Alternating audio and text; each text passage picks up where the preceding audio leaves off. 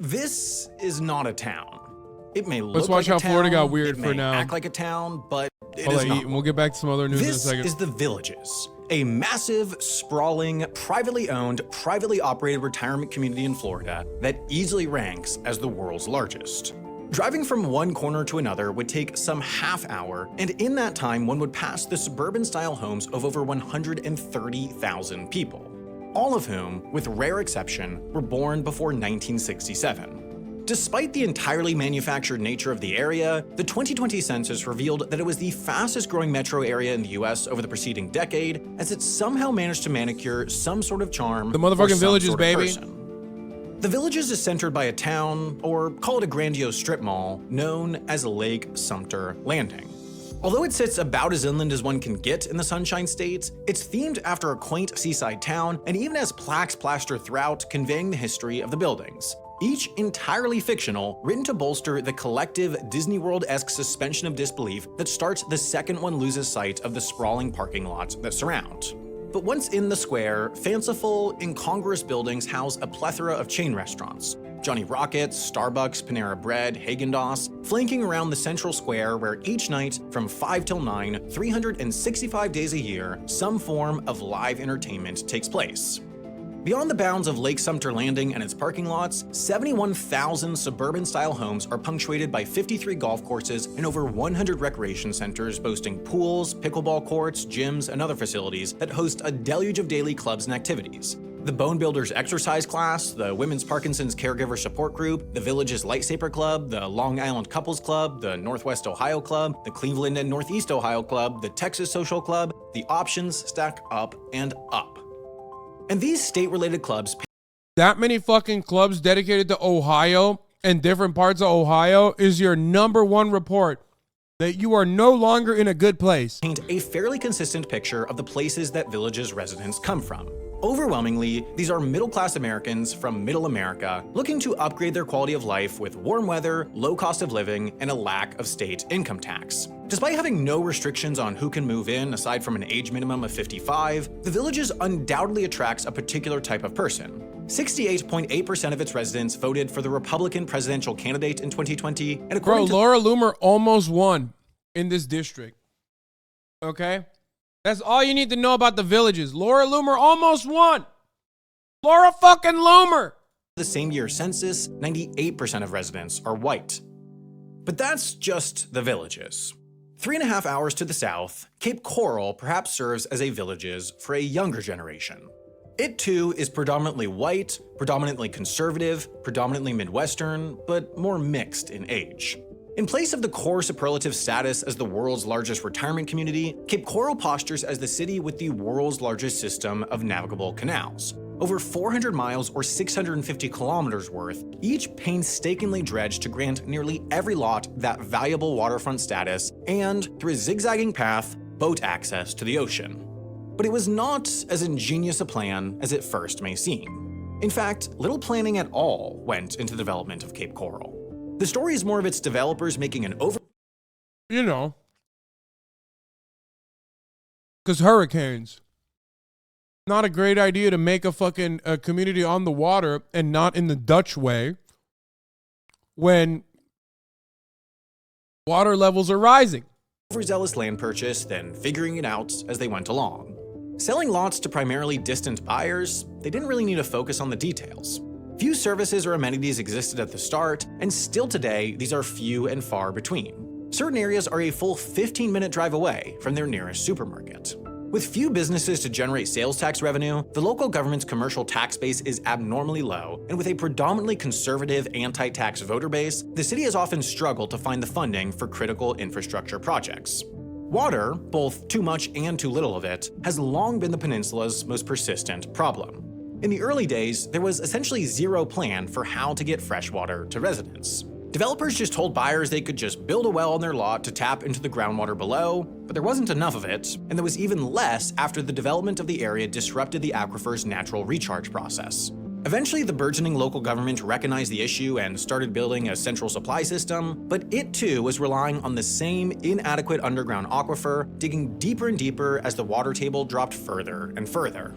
Eventually, the city invested in a reverse osmosis plant to turn increasingly marginal groundwater potable and a reclamation system to stretch that supply further, but I'm sorry, it is incredibly funny to have a deeply anti-tax base in your city, like a deeply libertarian base in your city, inevitably run into the inherent flaws within that kind of ideology. A system that operates like that is always going to be underfunded. A system that operates like that is always not going to be able to give its residents the needs or meet the demands of their residents. continued underinvestment has meant that, despite being located in one of the rainiest regions of America, Cape Coral regularly encounters water shortages that spur legally enforced watering restrictions, and quality issues that have pushed water safe to drink up to one of the top Google autocomplete suggestions when one types "is Cape Coral." But still, growth prevails. Where else can you get a sunny waterfront lot with an ocean access dock for less than $50,000? But there's still an entirely different class of transplant beyond the retirees and the middle-class Midwesterners. Exactly opposite Cape Coral, 3 hours away on the Atlantic coast, sits Palm Beach, a natural 18-mile, 29-kilometer-long barrier island physically separated from the mainland but connected to it by 4 short bridges. The island is centered around the massive, storied Breakers Resort and narrows until it reaches just one mega mansion in width. These homes sell for inconceivable amounts: $47 million, $110 million, $46 million, $43 million, but their owners likely only spend just 6 months and 1 day in them to attain coveted Florida resident status and the lack of state income tax it conveys. Palm Beach, as a phenomena, essentially exists only between Thanksgiving and Easter, which refer to as the season when temperatures up north stay cold, hurricanes stay away, and the nuisance of off-season maintenance stays hidden. But during that period, it truly is a phenomena. Over the winter months, this pencil of an island becomes the global center of gravity for wealthy, conservative Americans. They don't give a fuck, dude. Those people are so rich. If you can buy a $43 million fucking mansion as a beachfront property, you're doing it specifically to avoid fucking income tax or lack thereof. You're not even paying a lot of income tax to begin with. If you have that kind of capital, your income taxes might as well be zero at the end of the year. But even then, that's the reason why they buy it. And even then, it doesn't even fucking matter if the hurricane takes it away because they're so rich. They don't give a fuck. It's like an NFT house, bro. Well, increasingly recognized today thanks to the current full-time residency of former President Trump at his resort on the island, other central figures of his political party laid roots long before. Disgraced former Fox News chairman Roger Ailes lived in his $36 million mansion up until his death. Prominent radio host and political commentator Rush Limbaugh owned a mansion listed for over $100 million after his death. And failed Republican Senate nominee for Pennsylvania Dr. Mehmet Oz bought an $18 million, 10-bedroom, 14-bathroom beachfront mansion on the island in 2018. All controversial figures, they each undoubtedly appreciate the privacy and exclusivity that have become known as Palm Beach's core competencies. Little is public on the island. Save for a small, rather unremarkable downtown, the Palm Beach experience is defined by visits within the walls of neighboring megamansions, or nights at the Everglades Club, the Palm Beach Bath and Tennis Club, Mar-a-Lago, or any one of the other extremely expensive, extremely exclusive social clubs on the island. For those without the means, there's truly little to do, so they merely come for work, then commute back over the bridge to West Palm Beach. This maintains the social bubble around the island and its residents, shielding them from real-world quarrels stemming from their reputation. It's a strange spot, an informal yet remarkably consistent aberration. And it's in a state full of remarkably consistent aberrations. Somehow, this massive peninsula has bred a landscape of truly bizarre, individually unique places. Beyond the villages, Cape Coral, and Palm Beach, there's an entire city-sized economy undergirded by theme parks. There's a linear inter-island community connected by 125 miles or 200 kilometers of overwater bridges. There are nearly unlimited instances of places that exist in Florida that have no equivalent anywhere else in the world, and perhaps more bizarrely, within Florida. The only consistency in Florida is inconsistency. There's a common thread of incongruity, which started to get woven through Florida decades, even centuries ago, during the very first days of American encroachment into the peninsula. For Florida to become the oddest of American enclaves, it needed to appeal to Americans. And to be appealing, it first needed to be built, which required time and, in the era before automobiles, rails. In 1900, Florida was 32nd out. I swear to God, there's something in the water, bro. Historically speaking. It's just like, I don't know if it's like something, the water that makes libertarians gravitate towards it. I just like, oh my God. Out of 45 states in population, so fucked sandwiched up. between Colorado and Washington. Miami's population hadn't yet reached 2,000, the 5,000 resident city of Tampa's economic driver was cigars, and Jacksonville, the state's most successful tourist destination to date, had recently been ravaged by yellow fever outbreaks, crushing its appeal as a health retreat for the wealthy northerner. As a swampy Seminole stronghold so late to join the Union, most Americans simply couldn't see the allure. That changed with this man, Henry Flagler.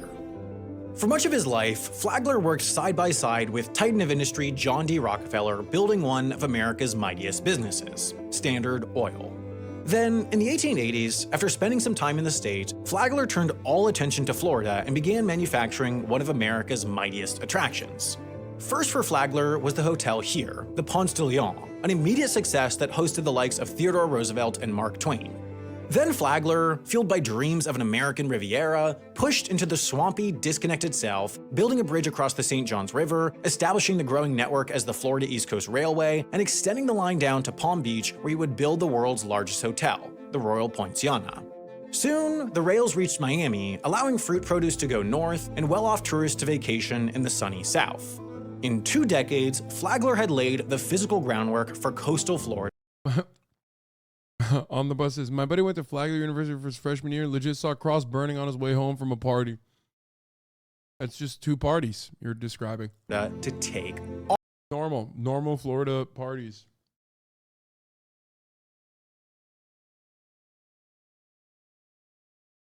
Not very nice of them. It's like they didn't even read the sweater. Yeah, it's fucked up. Off. Equally important, he helped reimagine it. By beating back mangrove forests and building on beach sides, Florida was no longer the swampy backwoods. It was a spot to retreat from the cold, to relax, to escape the media attention that came with extreme wealth, and to rub elbows with the other fortunate few of similar stature. Flagler's Florida was intentionally. I love this guy saying it's the sunshine laws that allow anyone to pull public records combined with the heat. No, we know that. We know why the Florida man exists. But you got to look a little bit further than the Florida man. You know what I mean? Like, we know why everybody knows of the Florida man's existence. It is the sunshine laws. You are correct. But why does said Florida man exist to begin with? Not for everyone. Effectively a string of jewels, his network of railroad hotels were for the elite and those who worked for the elite. Conscripted prison laborers toiled in disease-riddled swamps, building the rails at breakneck pace, while hotel workers had to move inland and contend with the marshlands. This divide was especially obvious in Palm Beach, where the separation between upper and working classes was part of its fundamental, foundational design. West Palm Beach wasn't an outgrowth of Palm Beach's success. Rather, it was planned and plotted beforehand as a commercial town on the other side of Lake Worth. I'm not kidding. One day we're going to find out that there was something wrong with Florida all along, and everyone's going to collectively go, oh, that makes sense. Like, there's going to be like evidence of a parasite or something that like made everybody libertarian as fuck down there. You know what I mean? I know it's going to be, someone is going to figure it out. And we're all literally going to go, oh my God, that makes the most sense. How do we not see it from the jump? Hookworm is a big problem in the South. It's like an entire state afflicted by it with like obvious exceptions. Obvious exceptions, but like very few.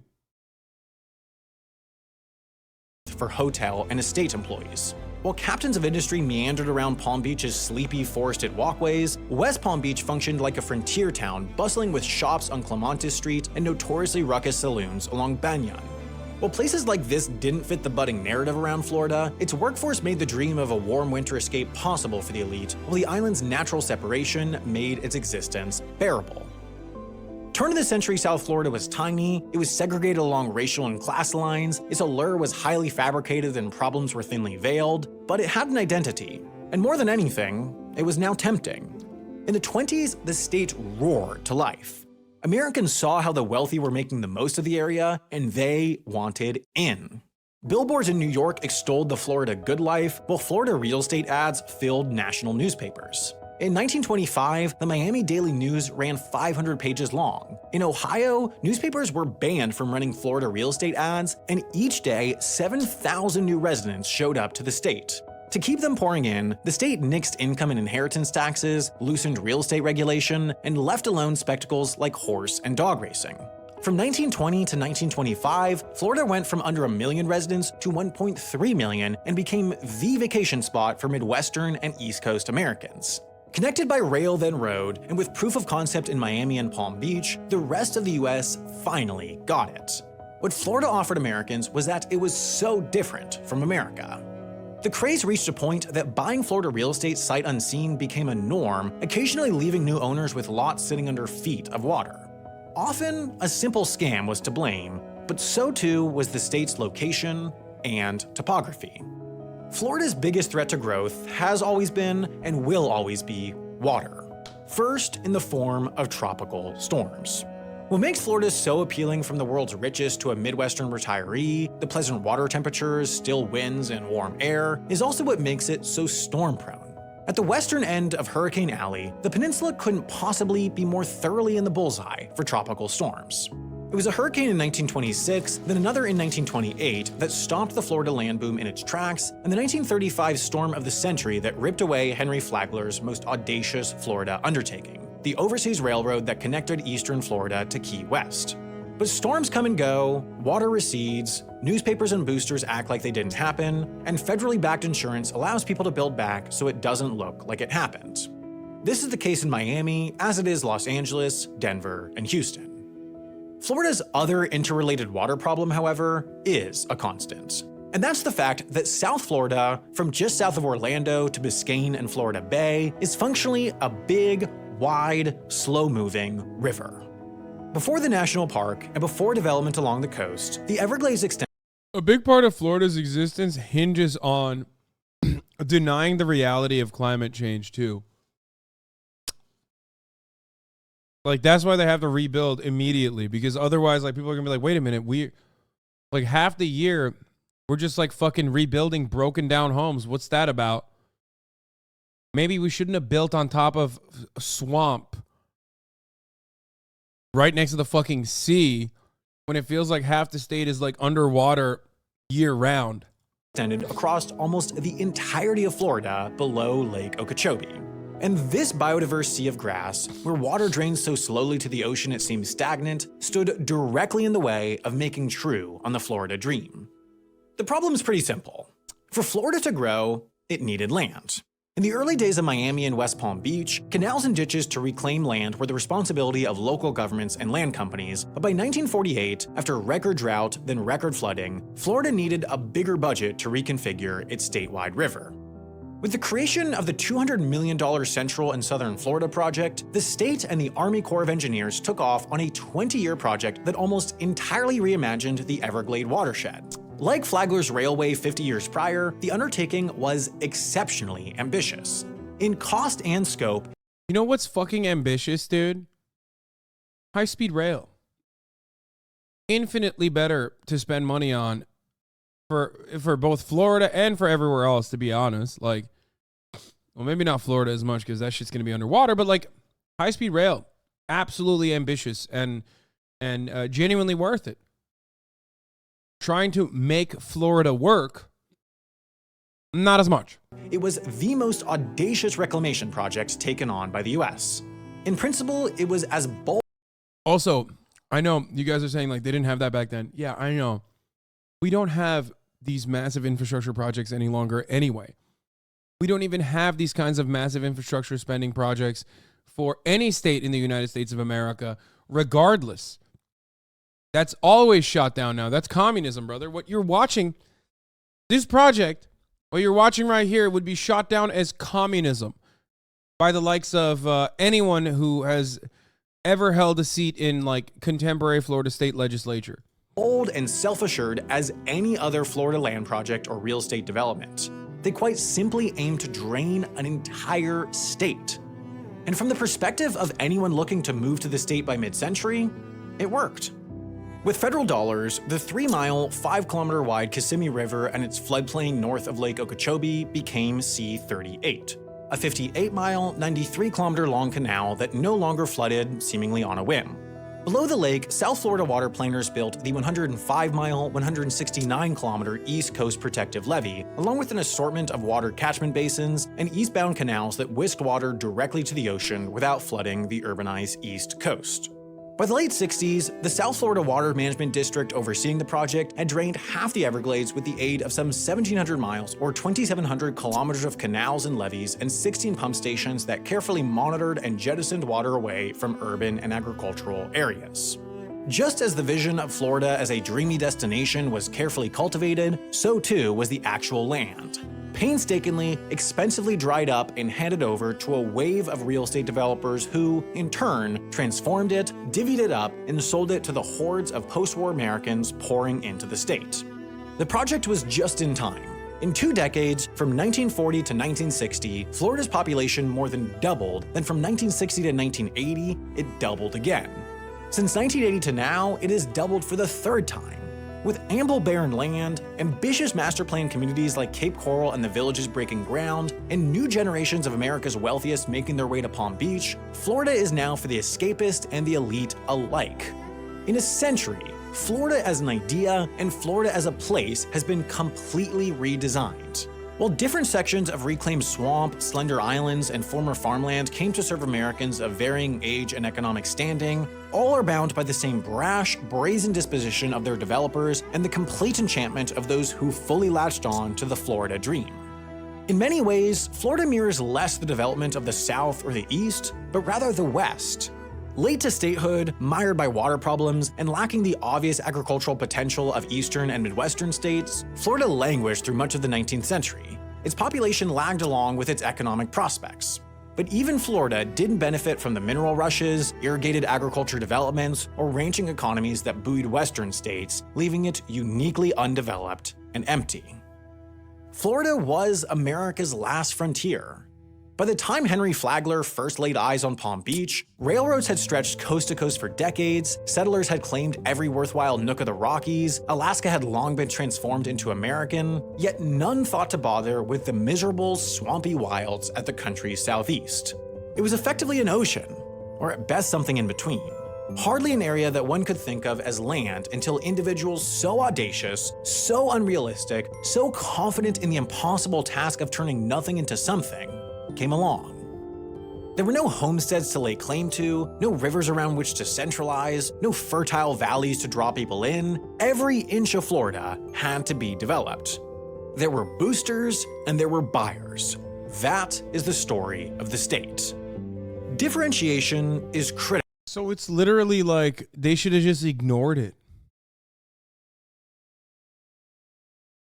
Like from the jump, all of this could have been prevented. If you just looked at a swamp and went, I'm not going to build on top of that, dog. That seems risky. Like there's a reason why it's not fertile ground. You know what I mean? Basically, every single one of these issues could have been avoided if Florida was like, nah, man, it's fine. Like, we shouldn't fucking do that. Mermaid burial ground spooky. They would have just ended up in Texas. I mean, honestly, it's like...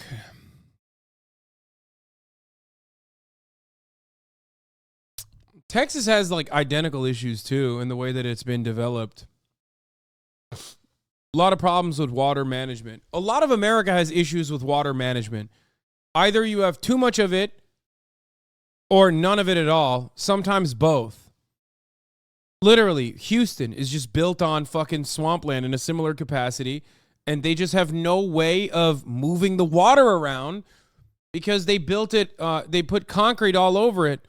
So it's a floodplain that just now has no way of sucking the water into the earth.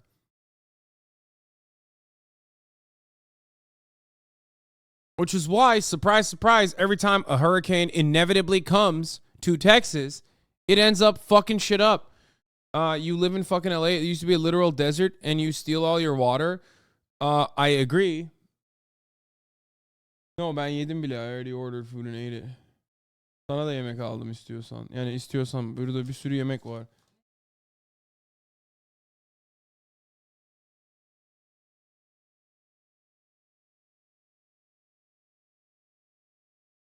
Yeah. Just grab whatever. That's really good. Just look at it, Mom. I'm doing Critical something. to business. When an entrepreneur goes into a pitch room to find funding, they don't say they're going to make a taxi company or a book. I know it's on the world's largest fault line, dude. I'm not gonna fucking. You gotta dip it in. You gotta dip it in the sauce. You gotta dip it in the sauce. Allah Allah. Ya git al git o zaman buradan. No, don't take all of it. Take all of it. It's for you. Estağfurullah. Yani. Okay. Bookstore or a DVD rental store, but better. They say they're going to do something different. They say they're going to make Uber or Amazon or Netflix. Uniqueness is necessary in business. Investors don't take risks on slightly better, and buyers won't leave the comfort of what's known for the same proposition. To take the plunge, they need the promise of at least A big part of Florida's economy, especially Miami, straight up runs on cocaine. Other parts of Florida, I believe, also run on methamphetamine. But, like, I'm not even joking when I say, like, cocaine cowboys, like, there's an era of, like, the Miami economy that was just simply propped up by cocaine. And you might think that's a joke. It is not a joke. It is straight up. Cocaine is a big part of what built Miami as a city. And then they kind of moved on from cocaine because there's too much restriction. And they moved into Oxycontin as well. the potential of a massive leap forward. Florida is a business. More so than every other state, it had to sell itself. With every inch requiring development, land had to be bought, improved, and sold.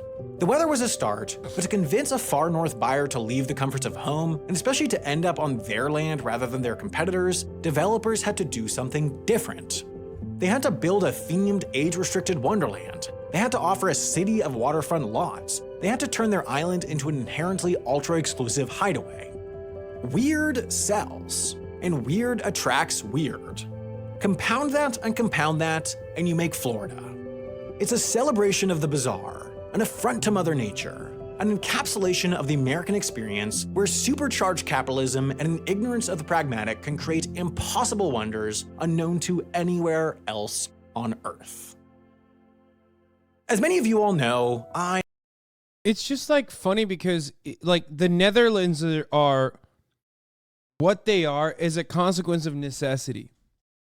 Florida, on the other hand, is the exact opposite. Like, did not need to exist. I guess you could be like, oh, well, what country does need to exist or whatever, and you would be right about that. But, like, America as a nation is, you know, its entire appeal is that it has a lot of real estate, right? Like, our culture, our like, endless need for growth, like, the permanent growth strategy, like, Protestant capitalist liberalism. In and of itself is like built around the idea of like westward expansion. It's like free real estate, right? There's this never-ending frontier. And then you got fucking Florida right there, and it's like you should have just avoided it. You know what I mean? Like everything was designed to avoid Florida. And instead we were just like, no, we're gonna fucking build there. Don't really care. Sorry, sucks to suck.